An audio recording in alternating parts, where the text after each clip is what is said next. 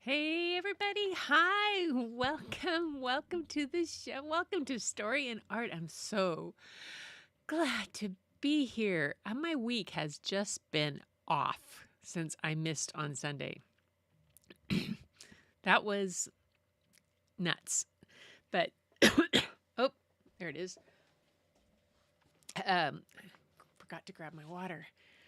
We had an adventure. So, welcome everybody. First off, that's the first thing to say is welcome. Thanks for sticking by me. Thanks if you caught the post that I did on Sunday about not being able to be here because of, I short-circuited the studio. Well, a little bit. I'll tell you about after I say hi to Linda's here and Tamra.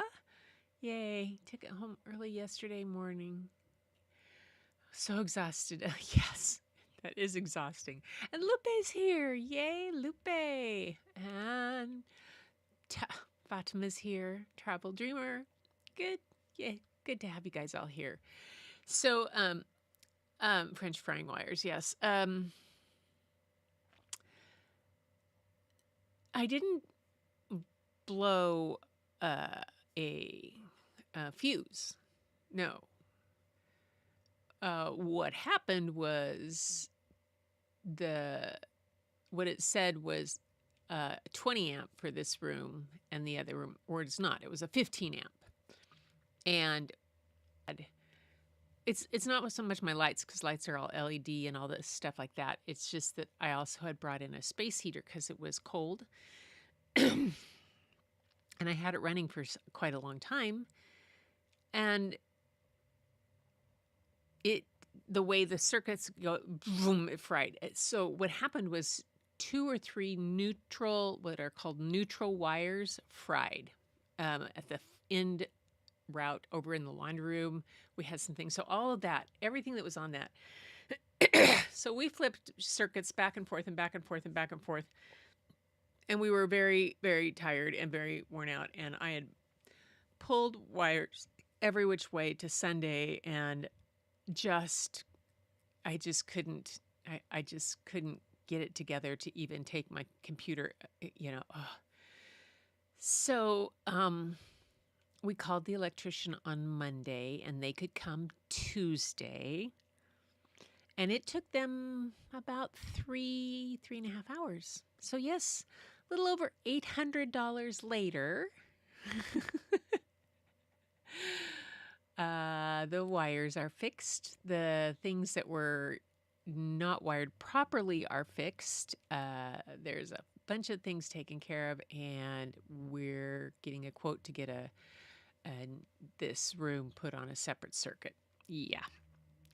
Oh, the joys, the joys, the joys. So then, and in the meantime, I had ordered a Mac Studio because I cannot continue to try to edit photos on this computer because it just doesn't have enough internal memory to run things, and it's getting to the point where I wasn't doing any of my work, any of the things that I really enjoyed, my photography. So we bit the bullet and ordered a refurb Mac Studio.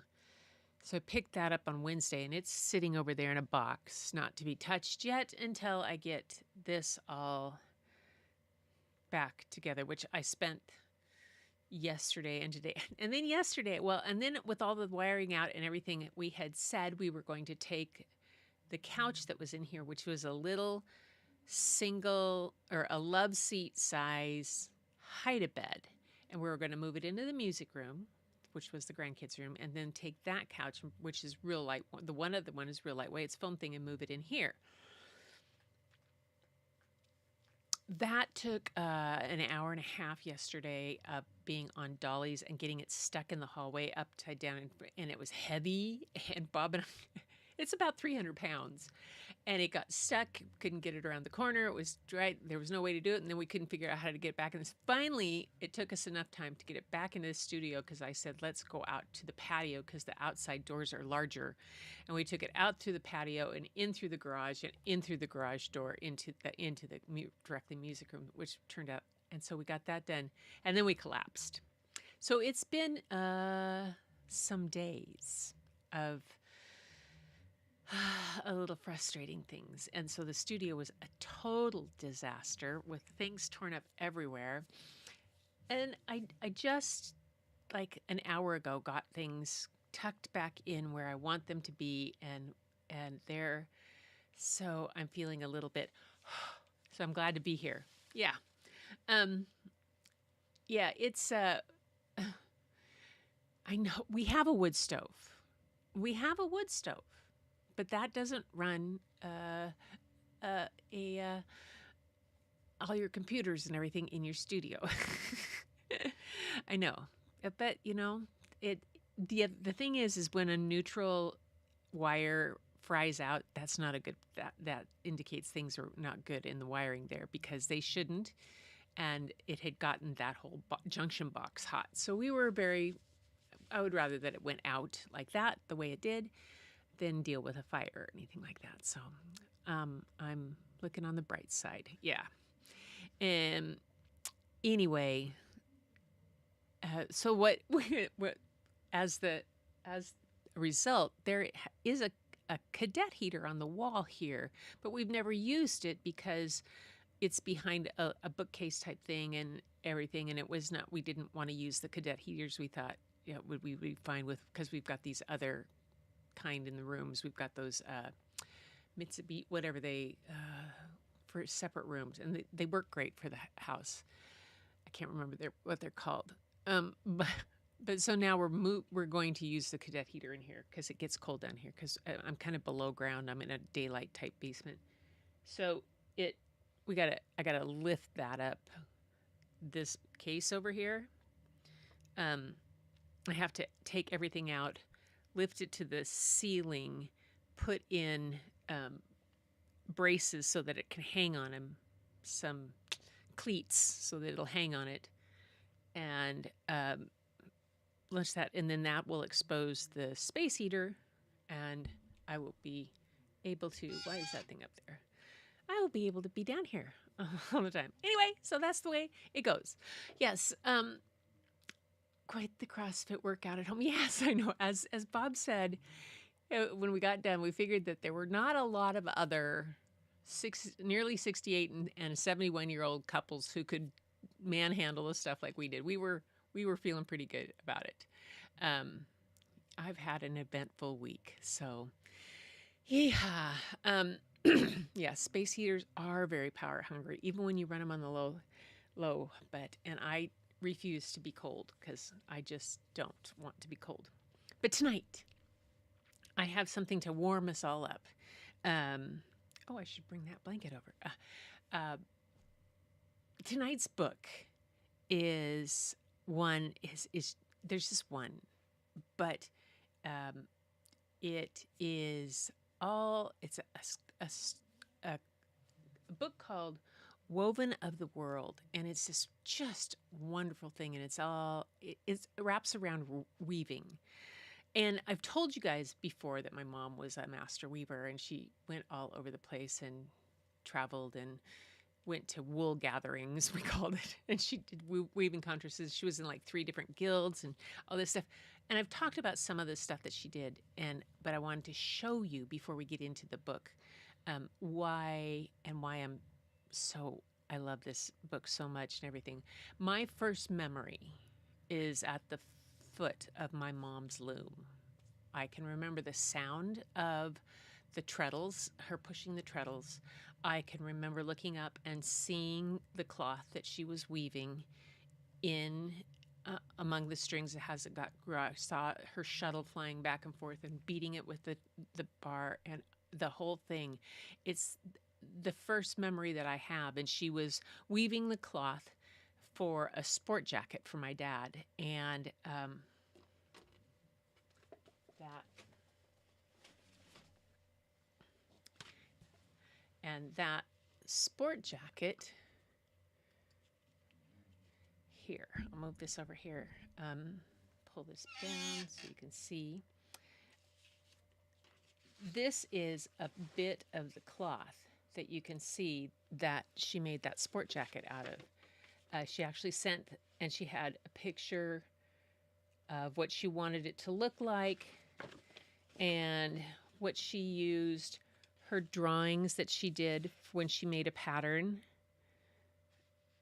and everything, and what the source was. Coffin wool, the chain length was 8 yards, number of threads 900, 30 threads to the inch, the reed, the whole thing that she had. Washed and pressed before sending to tailoring firm to be completed, processed again, and made into man's jacket.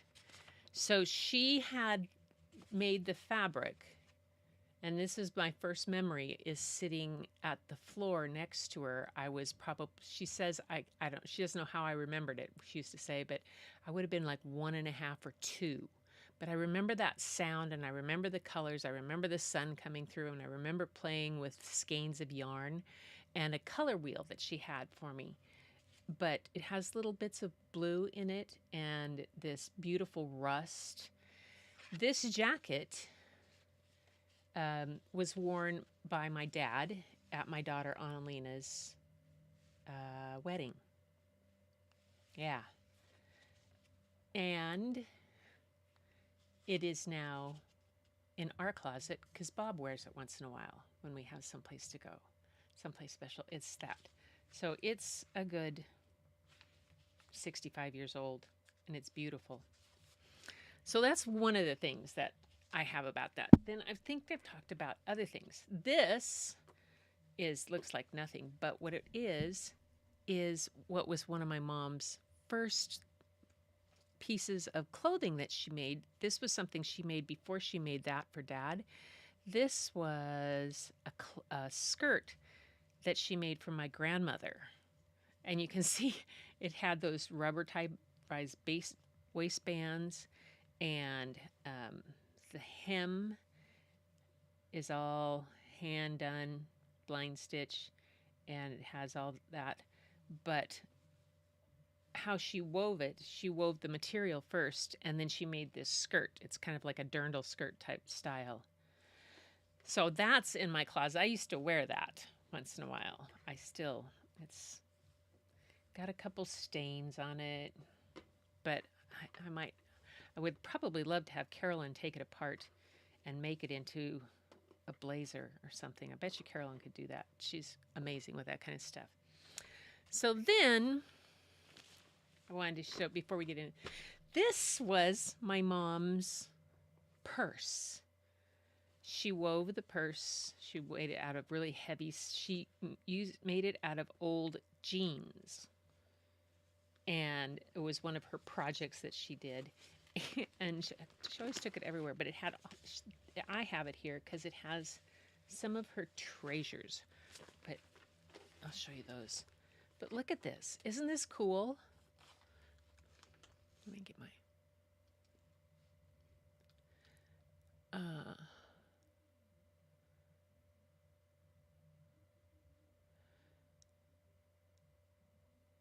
So, yeah, the seam binding tape that she used, we used to use that all the time. That was always a thing. Could we do that? And then she made this, and it has a zipper in it, the whole bit, made out of old jeans. See, there's even the pocket inside is a jeans pocket. I just loved it. The bottom. So she wove that, which she hated jeans, which was kind of funny. But inside that, she kept all kinds of wonderful things. And I think I've showed you this before. But this was a piece that was hung in a gallery. It was a study in color that she did. It's this beautiful, beautiful piece. Goes through all the colors and the hues. So I have one of these, and Carolyn has one too, I think. Well, maybe she made them for all four of us. Probably did. This was a little Christmas thing. She used to do these, like make Christmas little placemats. I think this one got washed and shrunk. But we had a bunch of those. And oh, here's some of that fabric. I didn't know that. I thought this was wool. This is the leftover of that fabric that she did, you guys. Isn't that cool? Can you see? Yes, you can see it. Oh my gosh. So there's that. And then this is a weaver's compendium. So what she did with her guild was try different kind of patterns, and it's very mathematical. But a memory calendar and family history to Gretchen from 1840. So, like most fiber, she was also on the Whidbey Island Weavers Guild, which is where Helen lives, up on Whidbey Island. But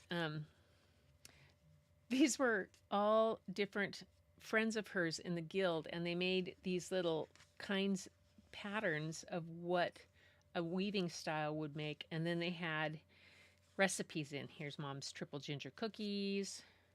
That's a fort harness. Somebody else, her different. So they would do different patterns, and then have them with recipes for each month. And I can't. So everybody had different styles. I wonder where Mom's is. I would have thought hers was March, but because her birthday was in March. And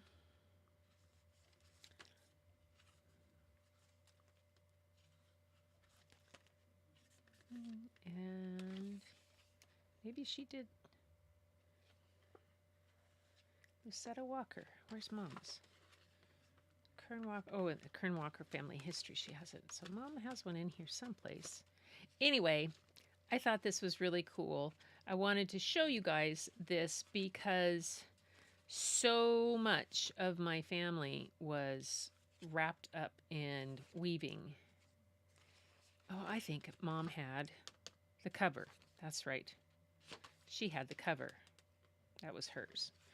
Anyway, so we have a book today, and it's called Woven of the World, and I found it also on Libby, so you're going to get to see the whole thing. How long did it take her to weave in a fabric for my dad's suit jacket for his sport coat?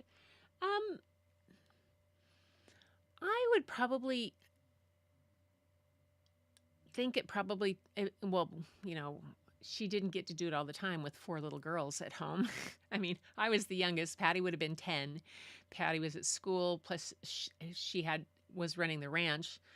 So she probably would spend maybe an hour or two a day on it if she got to it, was lucky. And I would say it probably took her most likely a month or two. I know she went to Finland one to a weaving conference, and she went for 3 weeks, and she spun the wool, dyed it, and wove the blanket all in those 3 weeks. But that was with a bunch of other weavers, and they were working like 8 hours a day. That's all they did for 3 weeks solid. And so I don't know. I never asked her how long it took. I bet my sisters would know. But and I think she probably made maybe 3 yards of fabric, because it didn't have to have a matching plaid or anything like that, which would have been much more. But she had extras, so that's cool. I'll have to give that extra to Carolyn. She would love that. My sister. Oh, huh. Anyway, so this is the book that I've got, and what's cool about this book is I found out, and you can't see it right in here, but there's the inside cover underneath the dust jacket is called the cover undies, the undies, and there's an award for it. The illustrator, let me get her up here. Oh, hang on, that's up again. Here we go. So this is the illustrator's Dinara Murtalipova. This is her Instagram page, and it was a posting that she did of the cover of the book, and that it had been nominated for the 2023 Book Undies Case Cover Awards by School Library Journal. So underneath the dust jacket that you find on books at the library, there's always oftentimes a really beautiful cover, and that's what the cover looks for this book. It was really amazing. And then the author is Katie Howes, and she's done a bunch of really cute things, but I wanted to start with this that they talk about, these books. The two of them talk about this particular book. And the author's note starts out with this. With this book, Dinara and I have tried to celebrate and honor the textiles of many traditions and cultures, while also creating our own tapestry of influences and originality, of images and words, of metaphors and facts. We recognize that, like most fabrics, it may have weak spots. We have done our best to approach the topic with curiosity and care. Though we could not remotely highlight every weaving tradition, we tried to show a thoughtful variety. Because weavings can have spiritual, cultural, and personal significance, we have worked to be both representative and respectful. And many people have helped, and I'm grateful for them and for you, our reader. Reader, I hope that the child narrating this book speaks to you as she explores the weavers, traditions, and art that came before her. She begins to appreciate the many influences woven into her life, the ways she's connected to people and traditions near and far, and the history in her everyday. She learns from her elder. She builds her skill at the loom. She watches the pattern and purpose of a woven item grow, revealed slowly, row by row. Reader, I imagine that your pattern and purpose are unfolding too, that you are like the child in the book, like a weaving on a loom, like me. You probably don't know yet how you will turn out, but you are most certainly a work of art, tied to the world by many threads, your warmth and strength and beauty growing to the rhythm of the loom. Clack, clack, swish, pull back. Bobbin and heddle, foot pedal, no slack. And the illustrator's notes by Dinara Murtalipova. She says, when I first read the manuscript for the book, I was mesmerized by Katie Howe's beautiful writing. Immediately I could relate. Growing up in a multicultural family and environment, I often thought of myself as a child of the world. As I began to develop the characters, imagining their home and their interactions, I discovered that this book was about more than weaving as a craft. Its meaning goes deeper. I want readers to experience three dimensions of weaving through my illustrations: technical, cultural, and relational. The technical aspect of weaving is perhaps the most obvious. Weaving is a very useful skill and has provided many generations with comfort and warmth. The cultural aspects of weaving are more complex. It's fascinating how traditions are passed from one group not only to their neighbors, but also to far off lands. I call this cultural interweaving. The third dimension of weaving I hope to convey here is relational. In the human interaction, very similar to the interweavings of threads, we communicate, we hug, we hold hands, we support and help one another. In this book, you can see the way the characters interact, the way their lives are interwoven and overlapping. Working on this book involved deep research that occupied my mind for more than 3 years. I started my journey by turning to my local Cuyahoga County Library, reading all about weaving, and from there I consulted many subject matter experts, some of whom are thanked in the acknowledgments. I'm grateful for their help, and any mistakes are my own. I hope this book will inspire readers to study both ancient civilizations and modern cultures and to have appreciation for all things made by hand. Yeah. So, anyway, the I I wanted to start with that before I read the actual story, because one of the things that really struck me about this, when at the end too it talks about the different cultures or different places that weaving started, as far as like 6,000 BC and different places, is that there is not a community or culture across the world that has not experienced weaving of some kind as a necessity in their culture. It became something, whether it was from creating baskets to creating clothing, it to creating housing. It is a thread that is common across all cultures and all continents. And I just thought that was just so fascinating. And there's Larry. Hi, Larry. I was showing off my mom's weaving. So it was, that was the kind of thing that,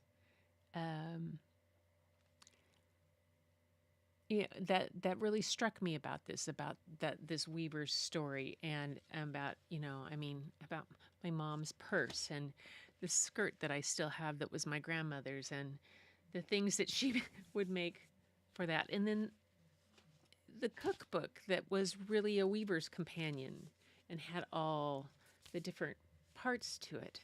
It's just so amazing to see how it's used. And then this story came along.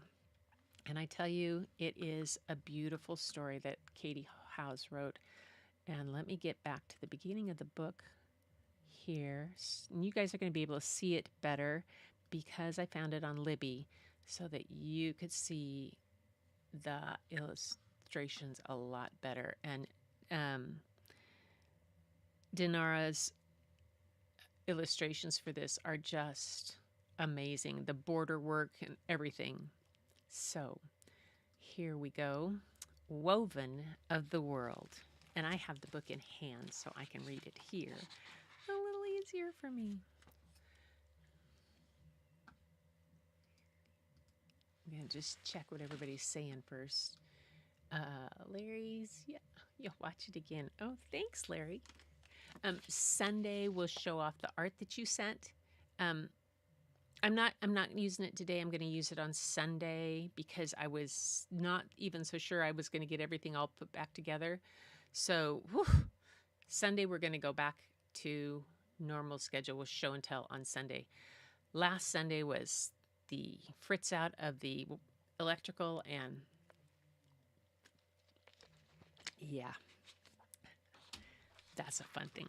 Anyway, so the illustrations she did on this. See what she said.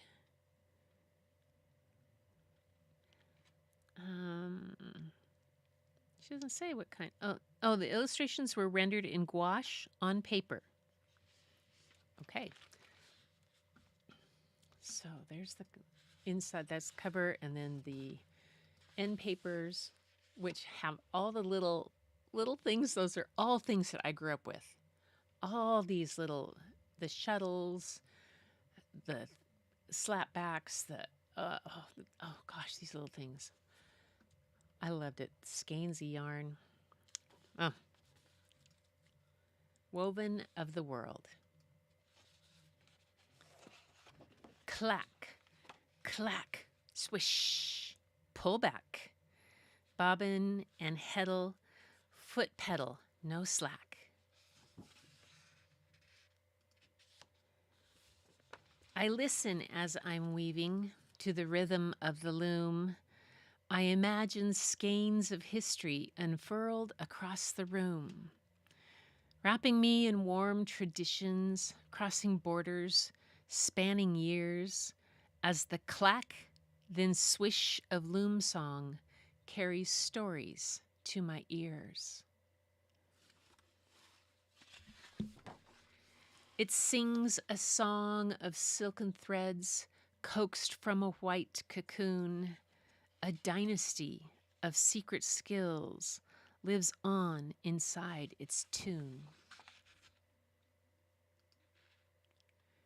It sings of flaxen fibers spun by fingers deft and proud, threads destined for a dancer's robes or for a pharaoh's shroud.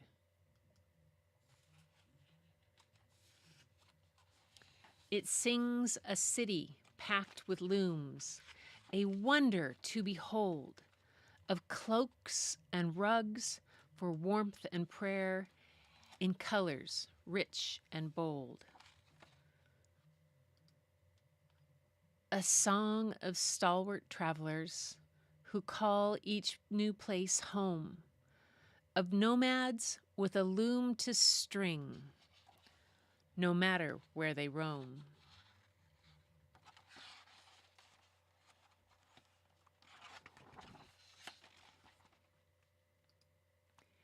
In these echoes, youth and elder, one to learn and one to guide, pass much more than yarn between us as the loaded shuttle glides. With clack and swish, with heart and hand, we layer row on row. Our loom sings tales of fabric, friendship families long ago. It sings of bundled threads on frames, each wrapped and dipped and dyed, meticulously matched and draped to dress a beaming bride.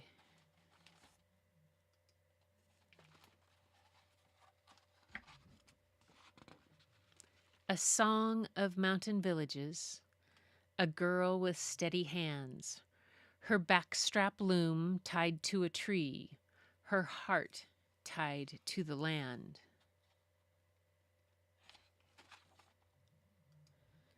It sings of pioneering souls who kiss their friends goodbye, a trail of yarn behind them, and a sail against the sky.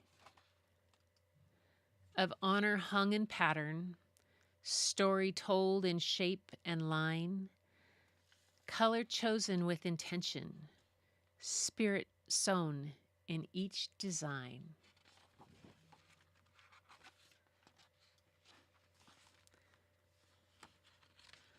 Our loom sings love and artistry, passed down from hand to hand, of ties that bind us one and all, no matter where we stand.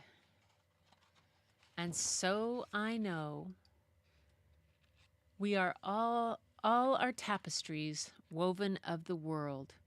We are lifelines interlacing, yarn of many sources swirled. In our patterns, there is purpose. In our softness, strength abides.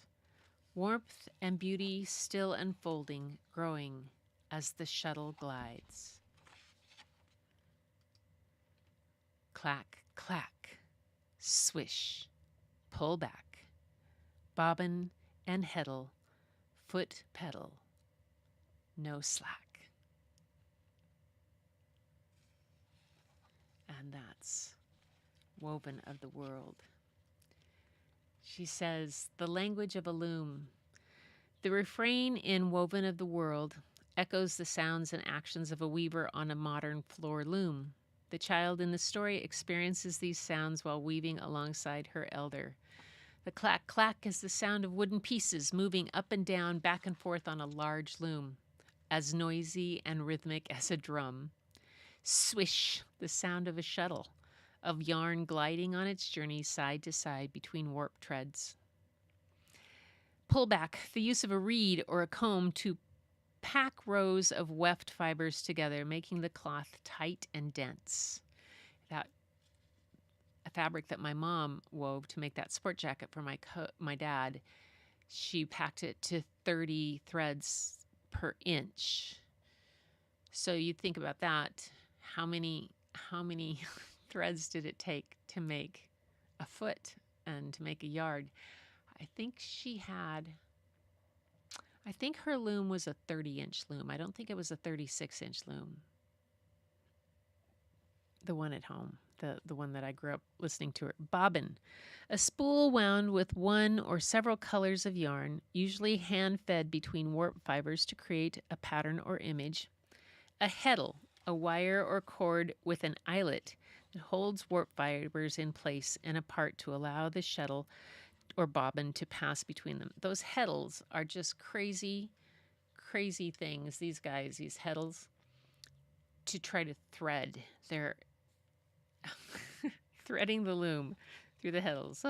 Foot pedal, a lever used to lift, lower, and separate fibers. Large looms use a series of foot pedals, also called treadles. My mom had 6 treadles, I think, on the one, and it was like a dance for her as she sat there to know which ones to do. No slack, an essential element for most weaving practices. Warp fibers must be pulled and held tight to create even, regular fabric. And then they have this cool part in this book that talks about different places. When I read this, was what talked about all the different places. The silken secrets that in 2500 BC is when the weavers of China discovered how to take the silk thread off of a silkworm cocoon. If you've ever tried to do that, Mom got silk cocoons for us one time, and we tried. And it was one of those things to try to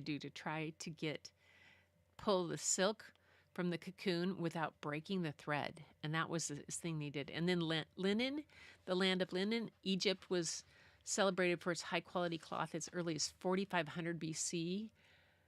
And then around 755 AD, CE, they call it the Christian era, a new Islamic civilization on the Iberian Peninsula, Portugal and Spain, had a whole new way of growing cotton and cultivating silk and weaving luxurious fabrics. Then the loom that travels, the nomads had their looms that they could carry and they used, and it would stick in the ground. They talk about the backstrap loom was one that you would tie to a tree, and then it would be over your shoulders, and so you would lean back to create that tension. Peruvian weavers used backstrap looms for thousands of years. I remember seeing my mom going to different places and watching them demonstrate that. Central Asian used special dyeing technique, just amazing type of things. And then it ended with this about the Coast Salish people from around my area, Pacific Northwest, known as the Northwest Coast, have a strong tradition of weaving that connects art to community and spirituality. Most use a vertical loom supported by tall, upright poles. Historically, their textiles have incorporated a variety of fibers, including hemp, tree bark, mountain goat wool, and wool from now extinct breed of dog known as the Comax or Salish wool dog. My mom one time tried to spin our dog's hair, Charlie's hair. Yeah, yeah, he was kind of like a sheepdog, he was a bouvier, not a bouvier. He was a Briard, and it's like a French sheepdog. And he didn't. He had curly hair instead of like a regular English sheepdog. That's just a lot. Gosh. But so yeah, this book, I just wanted to share it because I just absolutely found it fascinating. And you guys as artists, I mean, there's just so much. Oh, you've watched it done at the Henry Ford in Greenfield Village as weaved. Silkworm cocoons were larger than I imagined. Yes, they are bigger. And they were soaked, I believe, is what they did, and to loosen them in such a way, um, and then to peel off that thing is just amazing. Um, my mom's loom now is at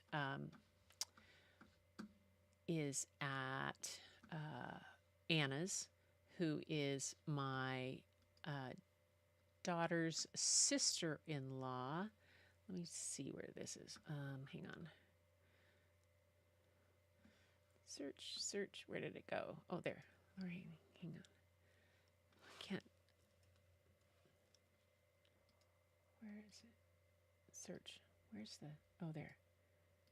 How can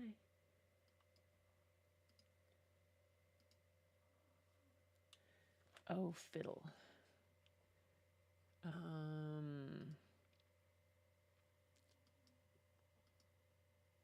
Why is it on black? Just give me half a second.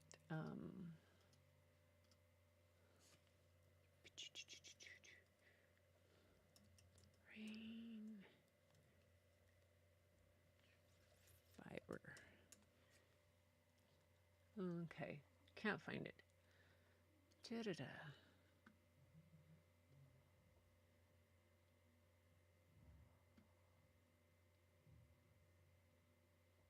Huh.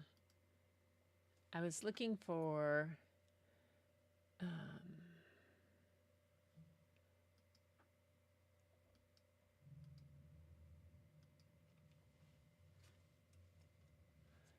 to figure out where the search thing is. It's not showing up because my background is black, and I'm not sure why it's showing in dark mode, and it makes it hard to find where the search.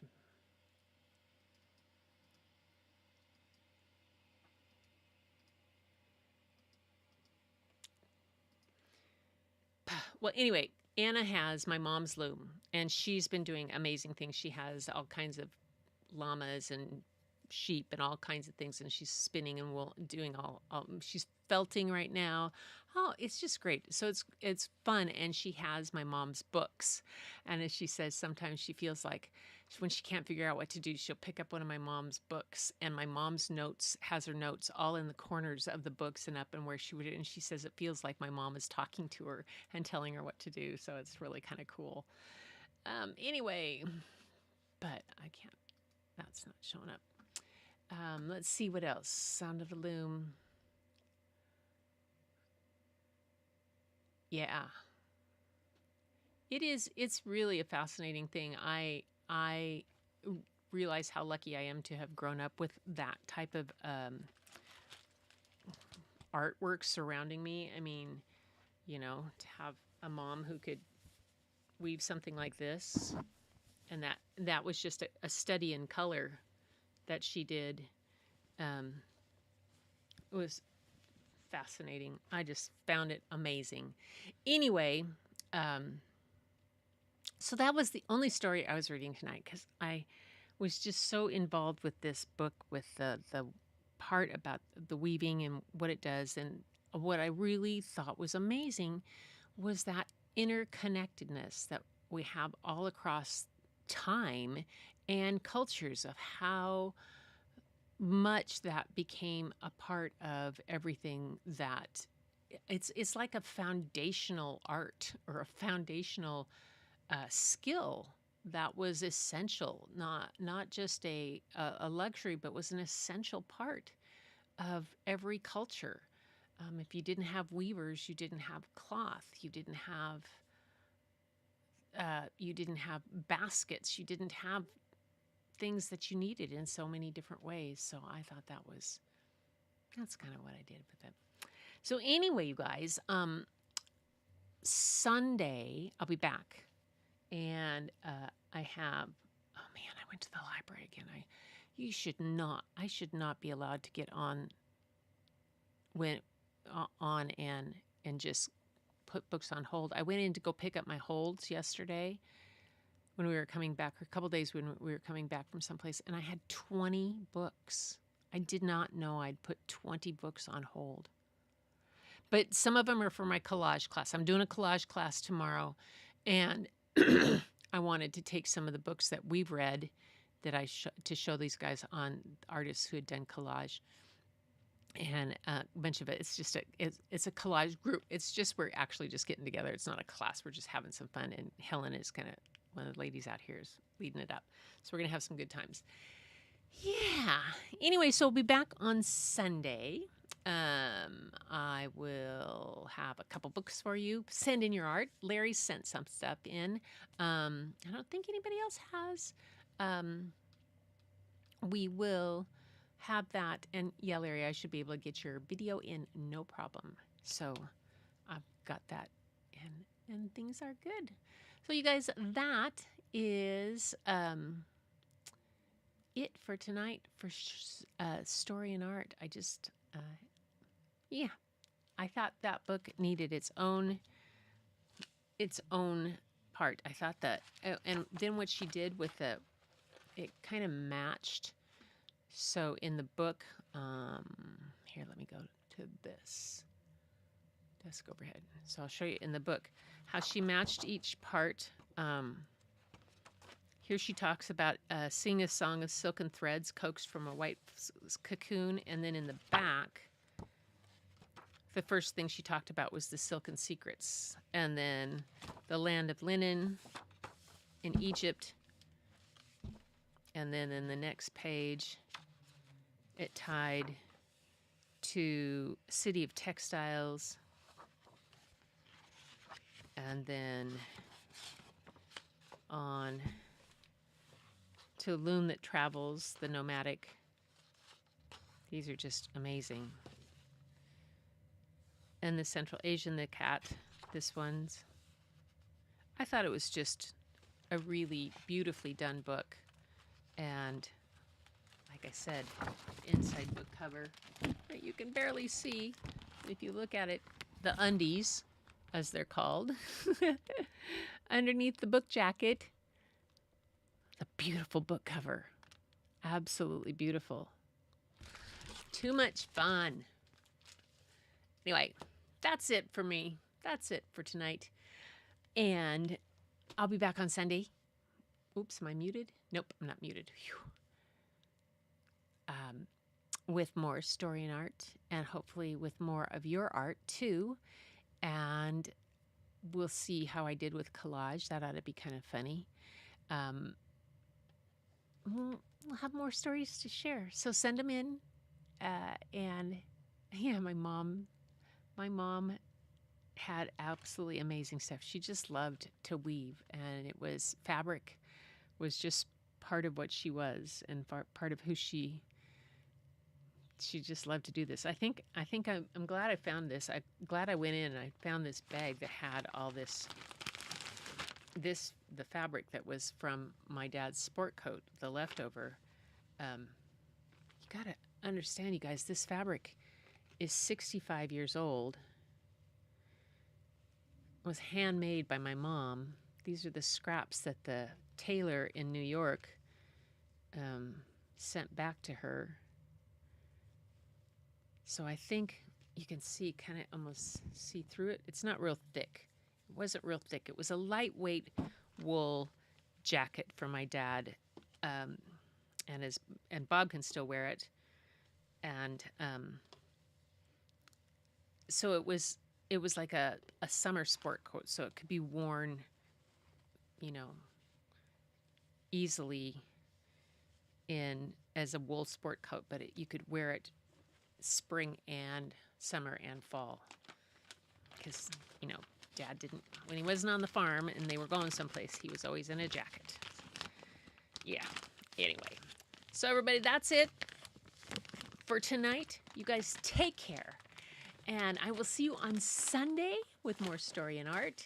And until then, everybody, keep looking for the beauty hidden in plain sight.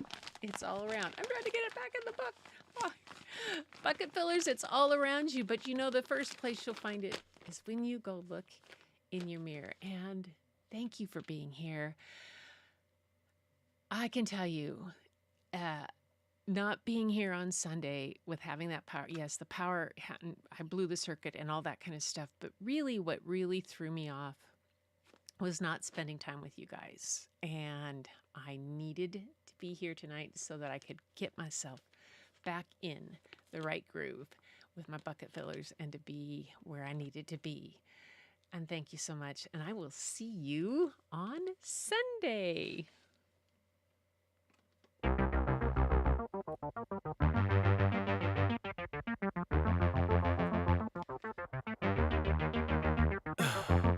In the heat of the night, we could get lost in all the lights and sounds.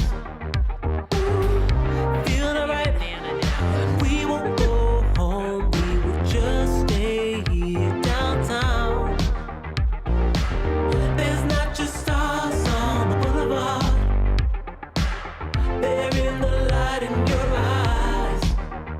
Oh, we don't need no black cards, I just need you by my side. We could be shameless, famous, running cool, with a love that leaves us weightless. Ooh, drop dead gorgeous, wow. Ooh, you got me feeling starstruck too. We could be famous, we could be famous. You blow my mind, looking like a model, better than the usual. Yeah, you don't even try, not average or typical. I put you on a pedestal. There's not just stars on the boulevard, they're in the light in your eyes. Oh, we don't need no black You can see cards, its reflection in those windows. I just need Right you back by at ya. my side. We could